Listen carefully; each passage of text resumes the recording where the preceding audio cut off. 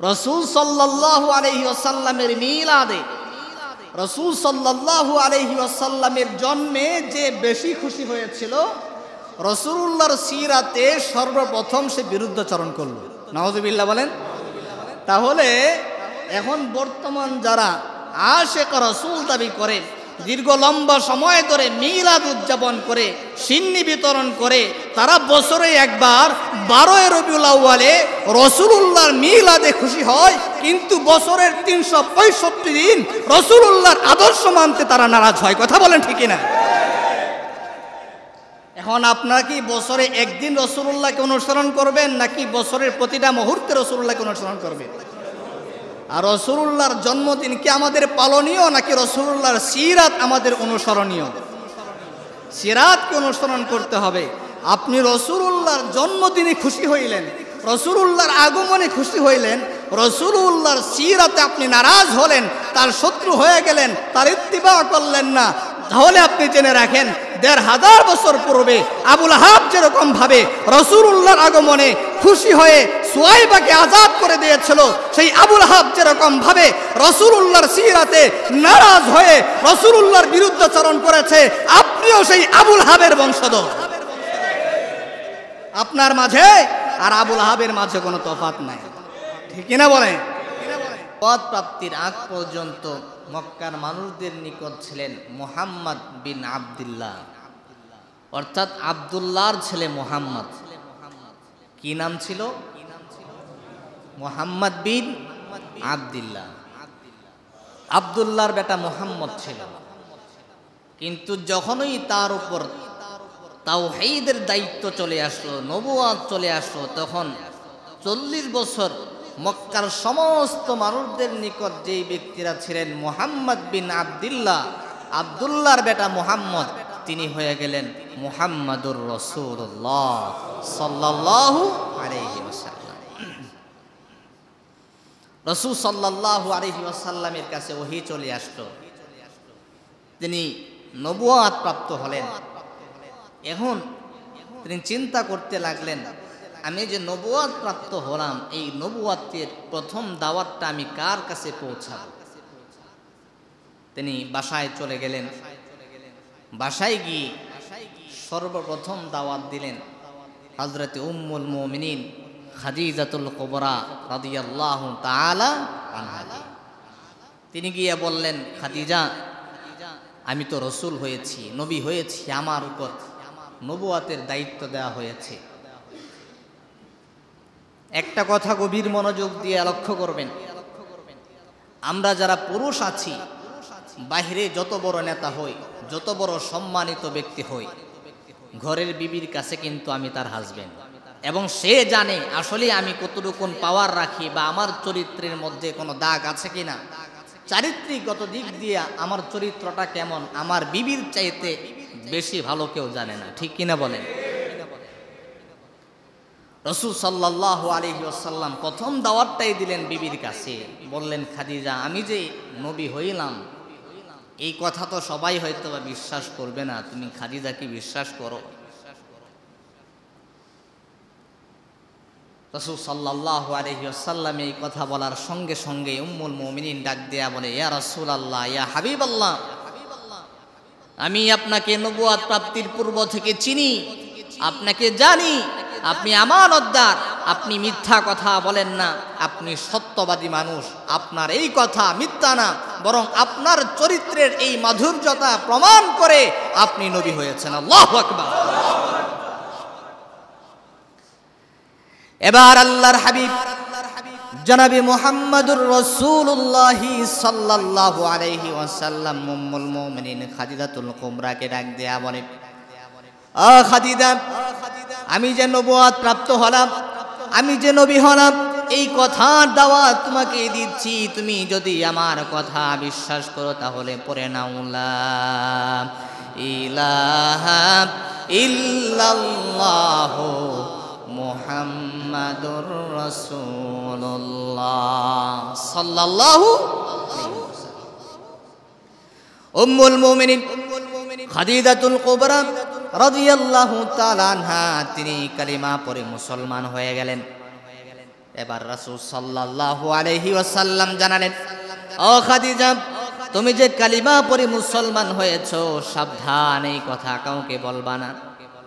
কারণ মুসলমানদের প্রথম জামানা চলছে, তাওহীদের প্রথম জামানা চলছে। এই মুহূর্তে যদি এটা প্রকাশ পেয়ে যায় তাহলে তোমার উপর জুলুম করা হবে, নির্যাতন করা হবে। সাবধান, এই কথা প্রকাশ করা যাবে না। রাসূল সাল্লাল্লাহু আলাইহি ওয়াসাল্লাম এবার উম্মুল মুমিনিন খাদিজাতুল কুবরাকে মুসলমান বানালেন। তারপরে পুরুষদের মধ্য থেকে সর্বপ্রথম হযরতে আবু বকর সিদ্দিক রাদিয়াল্লাহু তাআলা আনহুকে দাওয়াত দিলেন। রাসূল সাল্লাল্লাহু আলাইহি ওয়াসাল্লামের দাওয়াত পাওয়ার সঙ্গে সঙ্গে হযরতে আবু বকর কালিমা পড়ে মুসলমান হয়ে গেলেন। এটার সম্পর্কে একটা ঘটনা আছে, কিন্তু ওইদিকে আমরা যাব না, আমরা আলোচনা করছি রাসূলুল্লাহর জীবনী সম্পর্কে। তো পুরুষদের মধ্য থেকে যারা স্বাধীন এবং প্রাপ্ত বয়স্ক, তাদের মধ্য থেকে সর্বপ্রথম কালিমা পড়ে মুসলমান হয়েছেন হযরত আবু বকর। আর বালকদের মধ্য থেকে সর্বপ্রথম কালিমা পড়ে মুসলমান হয়েছিলেন হযরত আলী রাদিয়াল্লাহু তাআলা। আর দাস দাসীদের মধ্য থেকে সর্বপ্রথম রাসূলুল্লাহর হাতে হাত রেখে কালিমা পড়ে মুসলমান হয়েছিলেন হযরত যায়েদ বিন হারেসা রাদিয়াল্লাহু তাআলা। তো রাসূল যাদেরকে এই কালিমা পড়াচ্ছিলেন তাদেরকে আবার সবক দিচ্ছিলেন, সাবধান, তোমরা যে কালিমা পড়ে মুসলমান হয়েছো এই কথা কারো সাথে প্রকাশ করা যাবে না। এভাবে রাসূল 3 বছর কালিমার দাওয়াত প্রচার করতে লাগলেন। কত বছর? 3 বছর। নবুয়ত প্রাপ্তির 3 বছর চলে গেল।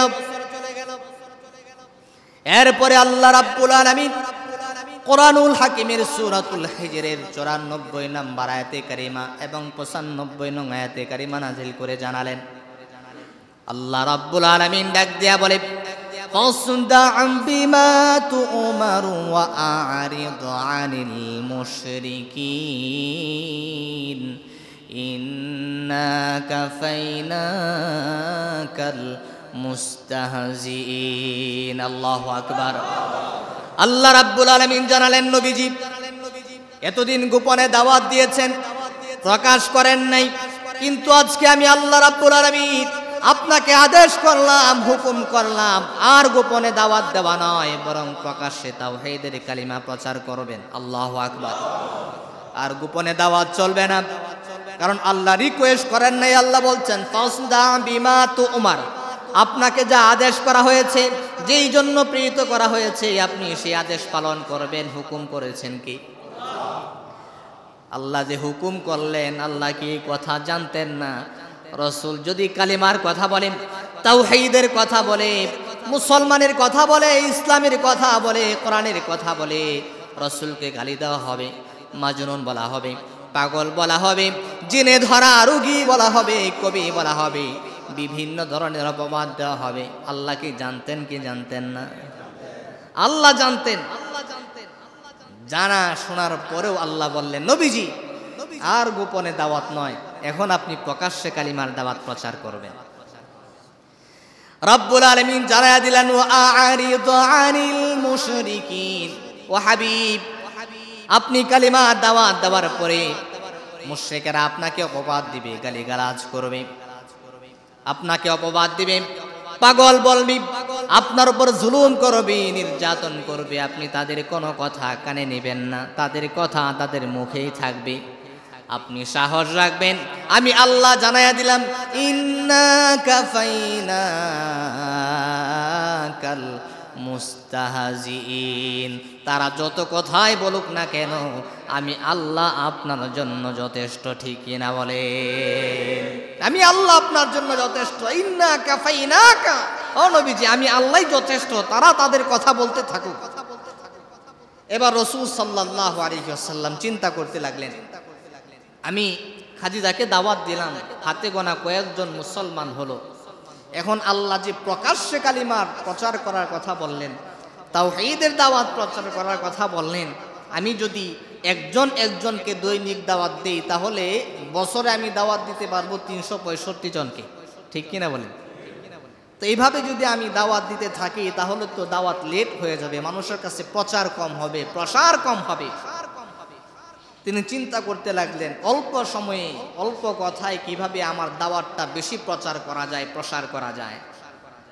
তিনি মিডিয়া মন মানসিকতা লালন করলেন, মিডিয়া নিয়ে চিন্তা করলেন। দেখেন আজকে আমি আপনাদের এখানে বয়ান করছি, আপনারা হয়তো 1000 মানুষ, 1200 মানুষ, 1300 মানুষ আমার আলোচনা শুনছেন, কিন্তু মিডিয়ার মাধ্যমে যদি প্রচার করা হয় তাহলে মুহূর্তের মধ্যে লক্ষ লক্ষ মানুষ সেই আলোচনা শুনে কি শুনে না? শুনে। তখন তো আর ক্যামেরা ছিল না, আর ক্যামেরা মানেই মিডিয়া যে বিষয়টা এরকম না। রাসূল সাল্লাল্লাহু আলাইহি ওয়াসাল্লাম তৎকালীন যে মিডিয়া সেটা তিনি ব্যবহার করলেন। আল্লাহু আকবার। রাসূল সাল্লাল্লাহু আলাইহি ওয়াসাল্লাম চিন্তা করতে লাগলেন কিভাবে অল্প সময়ের মধ্যে এই তাওহীদের দাওয়াত মক্কা নগরের মধ্যে পৌঁছে দেওয়া যায়। কি করা যায়? তৎকালীন মিডিয়া ছিল, যদি কোনো ধরনের বড় কোনো ধরনের প্রচার বা কোনো আলান প্রয়োজন হতো সামাজিক কল্যাণে বা বিভিন্ন প্রয়োজনে, তাহলে ওই ব্যক্তিরা লাল একটা পতাকা নিয়ে বা লাল একটা কাপড় নিয়ে সফা পাহাড়ের পাদদেশে দাঁড়ায় যেত, গিয়া আলান করতে থাকতো, ইয়া সাবাহ ইয়া সাবাহ। আল্লাহু আকবার। আমাদের দেশে যে ট্রেন চলে, ট্রেনের রাস্তায় যদি কোনো ধরনের বিঘ্নতা ঘটে, রাস্তা ভেঙে যায়, তাহলে মানুষ লাল কাপড় নিয়ে সতর্কতার বাণী উচ্চারণ করে, ঠিক কিনা বলেন? তো রাসূল সাল্লাল্লাহু আলাইহি ওয়াসাল্লাম তৎকালীন মিডিয়া ব্যবহার করলেন, সফা পাহাড়ের পাদদেশে দাঁড়ালেন। আর তখনকার নিয়ম ছিল ব্যক্তি ব্যক্তি কেন্দ্রিক শত্রুতা থাকতে পারে, গোত্রের সাথে শত্রুতা থাকতে পারে, কিন্তু কোনো ব্যক্তি যদি লাল পতাকা নিয়ে সফা পাহাড়ের পাদদেশে দাঁড়ায় কোনো এলান করে, মানুষ শত্রুতা ভুলে যায়, গোত্রের যুদ্ধ বলে যায়, সব কিছু ভুলে গিয়া ওই ব্যক্তির ডাকে সাড়া দেয়। এবার আল্লাহর হাবিব জনাবে মুহাম্মদুর রাসূলুল্লাহ সাল্লাল্লাহু আলাইহি ওয়াসাল্লাম তৎকালীন মিডিয়া ব্যবহার করলেন। রাসূল সাল্লাল্লাহু আলাইহি ওয়াসাল্লাম সফা পাহাড়ের পাদদেশে দাঁড়ালেন, পতাকা ব্যবহার করলেন। জনাবে মুহাম্মদুর রাসূলুল্লাহ মক্কা নগরীর সমস্ত মানুষদেরকে আহ্বান করে বললেন, ইয়া আইয়ুহান নাস কুলু লা ইলাহা ইল্লাল্লাহু তুফলিহুন। ও দুনিয়ার মানব মণ্ডলী, ও মক্কার মানুষেরা, তোমরা জেনে রাখো লা ইলাহা ইল্লাল্লাহ, এক আল্লাহ ছাড়া দ্বিতীয় আর কোনো মাবুদ নাই, এক আল্লাহ ছাড়া দ্বিতীয় আর কোনো পালনকর্তা নাই, এক আল্লাহ ছাড়া দ্বিতীয় আর কোনো রিজিকদাতা নাই। রাসূল সাল্লাল্লাহু আলাইহি ওয়াসাল্লাম সফা পাহাড়ের পাদদেশে দাঁড়ায়া এলান করে দিলেন, ঘোষণা করে দিলেন। মক্কার সমস্ত অলিতে গলিতে সেই খবর পৌঁছে গেল, নারী পুরুষ বৃদ্ধ বৃদ্ধা সকলের কানে সেই খবর পৌঁছে গেল। আব্দুল্লাহর বেটা মুহাম্মদ এলান করেছে, সকালে সকলে সেখানে উপস্থিত হতে হবে। সমস্ত যুবকেরা, নারী পুরুষেরা, বৃদ্ধ বৃদ্ধারা সকলে আল্লাহর হাবিবের ডাকে সাড়া দিয়া সফা পাহাড়ের নিকট চলে এলো। যারা আসতে পারলো না তারা তাদের প্রতিনিধি প্রেরণ করলো।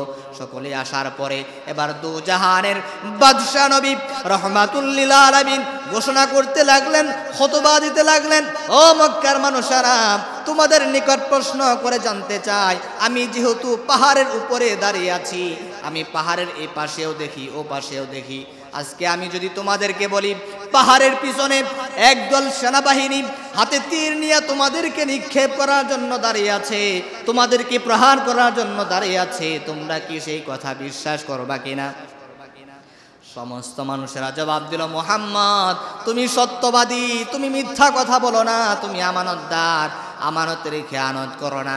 মক্কার অন্য কোনো মানুষ বললে হয়তো বা আমরা বিশ্বাস করতাম না, কিন্তু তুমি যেহেতু বলেছো অবশ্যই অবশ্যই আমরা সেই কথা বিশ্বাস করি। সুবহানাল্লাহ। ও মুহাম্মদ, যেহেতু তুমি বলেছো অবশ্যই অবশ্যই সেই কথা আমরা বিশ্বাস করি, কারণ তোমাকে আমরা দেখেছি, পর্যবেক্ষণ করেছি, যাচাই বাছাই করেছি, তুমি তোমার অতীত জীবনে কোনো একদিন একটি মিথ্যা কথাও বলো নাই। আল্লাহু আকবার। মক্কার মানুষেরা আল্লাহর হাবিব উপাধি দিয়েছিল ফাকানু লাকাবুহু ইনদাহুমুল আমিন। মক্কার মানুষেরা লাকাব দিয়েছিল, উপাধি দিয়েছিল আল আমিন। মুহাম্মদ বিশ্বাসী, মুহাম্মদ আমানতদার, মুহাম্মদ কখনো মিথ্যা কথা বলে না, তারা লাকাব দিয়েছে। মক্কার কাফেরদের নিকটে রাসূল ভালো ছিল, আমানতদার ছিল, সত্যবাদী ছিল। রাসূল বলে দিলেন, আমি যদি বলি পাহাড়ের পিছনে একদল সেনাবাহিনী হাতে তীর নিয়ে সৈন্যবাহিনী তোমাদেরকে প্রহার করার জন্য, আঘাত করার জন্য দাঁড়িয়ে আছে, সেই কথা কি তোমরা বিশ্বাস করবা কিনা? সকলে এক বাক্যে বললেন, অবশ্যই অবশ্যই আমরা বিশ্বাস করি। আল্লাহু আকবার। তাহলে বোঝা যায় তখনও পর্যন্ত রাসূল সকলের কাছে প্রিয়, ঠিক কিনা বলেন? তখনও পর্যন্ত রাসূলকে তারা বিশ্বাস করে এবং ভালোবাসে। এবার রাসূল সাল্লাল্লাহু আলাইহি ওয়াসাল্লাম জানালেন, যেহেতু তোমরা আমাকে সত্যবাদী উপাধি দিয়েছো, যেহেতু তোমরা আমাকে আল আমিন বলে লকব দিয়েছো, আমানতদার বলেছো, সত্যবাদী বলেছো, তোমরা যদি তোমাদের কথায় সত্যবাদী হয়ে থাকো তাহলে শুনে রাখো, জেনে রাখো, আমি আল্লাহর পক্ষ থেকে প্রেরিত রাসূল পয়গম্বর, আমি দেখতে পাচ্ছি তোমরা কুফর করে জাহান্নামের দিকে ধাবিত হয়ে যাচ্ছ। আমি তোমাদেরকে জাহান্নাম থেকে বাঁচানোর জন্য তোমাদের নিকটে আলান করছি, দাওয়াত দিচ্ছি, আইয়ুহান নাসু কুলু লা ইলাহা ইল্লাল্লাহু তুফলিহুন। ও মক্কার মানুষেরা, আমি দেখতেছি তোমরা জাহান্নামী হয়ে যাচ্ছ, কুফর করতে করতে জাহান্নামের দিকে ধাবিত হয়ে যাচ্ছ। জাহান্নাম থেকে তোমাদেরকে বাঁচানোর জন্য আল্লাহর পক্ষ থেকে তোমাদের নিকট পয়গাম পৌঁছে দিলাম, তোমরা পড়ে নাও লা ইলাহা ইল্লাল্লাহ, এক আল্লাহ ছাড়া দ্বিতীয় আর কোনো মাবুদ নাই, এক আল্লাহ ছাড়া দ্বিতীয় আর কোনো পালনকর্তা নাই, এক আল্লাহ ছাড়া দ্বিতীয় আর কোনো রিজিক দাতা নাই। তোমরা যদি কালিমার স্বীকারোক্তি দিয়া দাও, তাওহীদের কালিমা গ্রহণ করে নাও, আমি রাসূল তোমাদের নিকট জানাই দিলাম, তুফলিহুন, তোমরা সফল কাম হয়ে যাইবা। আল্লাহ রাব্বুল আলামিন তোমাদের জীবনের সমস্ত গুনাহগুলো মাফ করে দিয়া তোমাদেরকে জান্নাতের মেহমান বানায় দিবে। রাসূল যখন এই কথা বললেন, মক্কার সমস্ত মানুষ নিস্তব্ধ হয়ে গেল। আর এই কথা তো আমরা কোনোদিন শুনি নাই। মুহাম্মদ একটি নতুন কথার দাওয়াত দিল। মুহাম্মদ এমন একটি কথা বলল যেই কথা কোনোদিন কেউ বলে নাই। সবাই চুপ হয়ে গেল, কি বলবে, কি জবাব দিবে। মুহাম্মদ একদিকে সত্যবাদী মানুষ, সে মিথ্যা কথা বলতে পারে, এটা কাফেররা পর্যন্ত বিশ্বাস করে না। মুহাম্মদ সত্যবাদী মানুষ, আবার মুহাম্মদ একজন রবের দাওয়াত দিচ্ছে, লাত উজ্জার বিরুদ্ধে বলছে, আমাদের 33 কোটি দেবতার বিরুদ্ধে বলছে। 33 কোটি দেবতা আমাদের কিছুই করতে পারে না, আমাদের রব কয়জন? একজন রবের দাওয়াত দিচ্ছে, এটা কিভাবে সম্ভব? সবাই চুপ, কেউ কোনো জবাব দিচ্ছেন না। সর্বপ্রথম জবাব দিলেন রাসূলের আপন চাচা আবু লাহাব। নাউযুবিল্লাহ বলেন। জবাব দিলেন, তাব্বাল্লাকা ইয়া মুহাম্মদ আলিহাদা জামাতানা, হে মুহাম্মদ তুই ধ্বংস হয়ে যা, মুহাম্মদ তুই ধ্বংস হয়ে যা, এই জন্যই কি আমাদেরকে একত্র করেছ নাকি? আমরা বিগত দিন আলোচনা করেছি, রাসূল সাল্লাল্লাহু আলাইহি ওয়াসাল্লামের আগমনে সর্বপ্রথম যে বেশি খুশি হয়েছিল সে হলো আবু লাহাব, ঠিক কিনা বলেন? আমরা আলোচনা শুনছিলাম, আবু লাহাবের নিকট রাসূলুল্লাহর আগমনের সুসংবাদ পৌঁছানোর কারণে তার দাসী সুয়াইবাকে সে আজাদ করে দিয়েছিল, ঠিক কিনা বলেন? যে আবু লাহাব রাসূলুল্লাহর আগমনে খুশি, রাসূলুল্লাহর জন্মে খুশি, সেই আবু লাহাব রাসূলুল্লাহর সিরাতের কথা শুনে, রাসূলুল্লাহর পয়গামের কথা শুনে রাসূলুল্লাহর প্রথম বিরুদ্ধাচারণ করেছে, ঠিক কিনা বলেন? প্রথম বিরুদ্ধাচারণ করলো সেই আবু লাহাব। এবার আসুন আসল শিক্ষায়। রাসূল সাল্লাল্লাহু আলাইহি ওয়াসাল্লামের মিলাদে, রাসূল সাল্লাল্লাহু আলাইহি ওয়াসাল্লামের জন্মে যে বেশি খুশি হয়েছিল, রাসূলুল্লাহর সিরাতে সর্বপ্রথম সে বিরুদ্ধাচরণ করলো। নাউযুবিল্লাহ বলেন। তাহলে এখন বর্তমান যারা আশিক রাসূল দাবি করে, দীর্ঘ লম্বা সময় ধরে মিলাদ উদযাপন করে, সিন্নি বিতরণ করে, তারা বছরে একবার 12 রবিউল আউয়ালে রাসূলুল্লাহর মিলাদে খুশি হয়, কিন্তু বছরের 365 দিন রাসূলুল্লাহর আদর্শ মানতে তারা নারাজ হয়। কথা বলেন ঠিক কিনা? এখন আপনারা কি বছরে একদিন রাসূলুল্লাহকে অনুসরণ করবেন নাকি বছরের প্রতিটা মুহূর্তে রাসূলুল্লাহকে অনুসরণ করবেন? আর রাসূলুল্লাহর জন্মদিন কি আমাদের পালনীয় নাকি রাসূলুল্লাহর সিরাত আমাদের অনুসরণীয়? সিরাতকে অনুসরণ করতে হবে। আপনি রাসূলুল্লাহর জন্মদিনে খুশি হইলেন, রাসূলুল্লাহর আগমনে খুশি হইলেন, রাসূলুল্লাহর সিরাতে আপনি নারাজ হলেন, তার শত্রু হয়ে গেলেন, তার ইত্তিবা করলেন না, তাহলে আপনি জেনে রাখেন ১৫০০ বছর পূর্বে আবুল আহাব যেরকম ভাবে রাসূলুল্লাহর আগমনে খুশি হয়ে সুয়াইবাকে আজাদ করে দিয়েছিল, সেই আবুল আহাব যেরকম ভাবে রাসূলুল্লাহর সিরাতে নারাজ হয়ে রাসূলুল্লাহর বিরুদ্ধাচরণ করেছে, আপনিও সেই আবুল আহাবের বংশধর। আপনার মাঝে আর আবুল আহাবের মাঝে কোনো তফাৎ নাই, ঠিক কিনা বলেন? এখন আপনারা কি রাসূলুল্লাহর আগমনে খুশি হয়ে রাসূলুল্লাহর মিলাদ গ্রহণ করবেন, সিরাত ছেড়ে দিবেন, নাকি রাসূলুল্লাহর আগমনে খুশি হয়ে সিরাতকে আঁকড়িয়ে ধরতে হবে? যদি আওয়াজ দেয়া বলেন সিরাতকে কি করতে হবে? আঁকড়িয়ে ধরতে হবে। বর্তমান বাংলাদেশে যত আশিক রাসূল দেখবেন, এরা দেখবেন রবিউল আউয়াল মাসে খুব খুশি, কিন্তু রাসূলুল্লাহকে কত ধরনের কটূক্তি করা হয়, মোদি বিরোধী কত আন্দোলন হলো, রাসূল সাল্লাল্লাহু আলাইহি ওয়াসাল্লামের খতমে নবুয়তের ব্যাপারে উলামায়ে কেরাম কত আন্দোলন করলো, এদের একটাকেও আপনারা মাঠে পান নাই, একটাকেও দেখবেন না, তখন তারা চুপ। কিন্তু মিলাদ নিয়ে মারামারি আছে না? কিন্তু রাসূলুল্লাহর মিলাদ তো শরীয়তে ইসলামের অনুসরণীয় কোনো বিষয় নয়। রাসূল সাল্লাল্লাহু আলাইহি ওয়াসাল্লাম যেই জন্য এসেছেন, যেই পয়গাম নিয়ে এসেছেন, সেটাকে আঁকড়িয়ে ধরাই আমাদের অনুসরণীয়। কথা বলেন ঠিক কি না?